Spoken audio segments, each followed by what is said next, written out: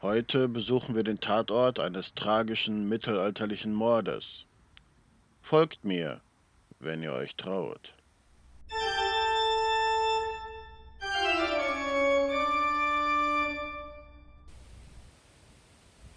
Willkommen, Freunde des Morbiden. Euer Totengräber befindet sich hier im Hexenpütt in der Nähe von Haviksbeck. Ein leicht verwildertes, kleines Tal mit natürlichen Wasserquellen. Warum dieser Ort so heißt, ist leider nicht mehr bekannt. Allerdings bin ich aber auch nicht direkt wegen dem Hexenpütt hier, sondern wegen einem kleinen, dezenten Steinkreuz am Eingang dieses Naturschutzgebietes, das eine grausame Geschichte erzählt. Dieses Kreuz entstand im Jahre 1164 und sein Name lautet Mordkreuz. Und genau das soll hier geschehen sein. Man erzählt sich, dass eines Abends eine Bauersfrau, genannt die Meiersche, aus dem Ort Tilbeck, in eine Gaststätte einkehrte, um gemütlich einige Gläser zu leeren. Beim Bezahlen wühlte sie auffällig lange in ihrem prall gefüllten, klimpernden Geldbeutel. Das bemerkten zwei Landknechte, und es weckte ihre Gier.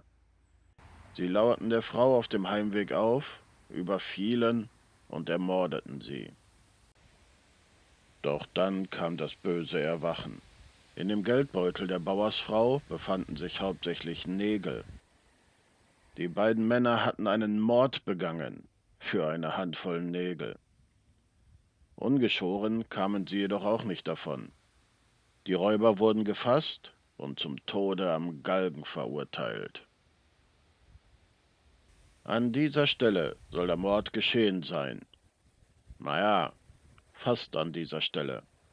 Denn für den Bau dieser Straße wurde das Kreuz um wenige Meter versetzt.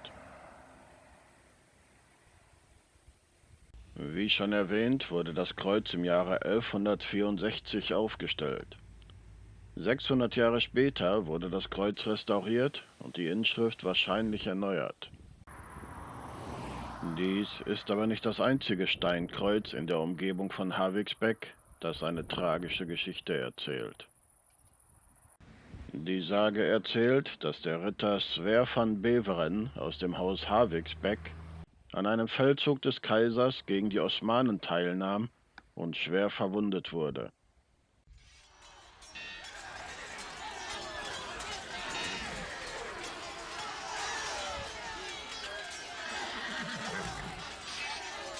Er betete und hoffte, er möge noch einmal seine Heimat Haviksbeck sehen, bevor er stirbt. Die lange Heimreise soll er gut überstanden haben, jedoch hier, gerade in Sichtweite seines Heimatsortes, soll er 1487 plötzlich verstorben sein. Heute ist die Sicht auf den Ort durch Bäume blockiert. Allerdings ist es historisch nicht ganz klar, welcher Feldzug dies gewesen sein soll. Auch die Inschrift im Kreuzsockel erwähnt keinen Feldzug. Diese besagt: Im Jahr 1487, am Antoniustag, ist hier eines jähen Todes verstorben Sverre von Beveren.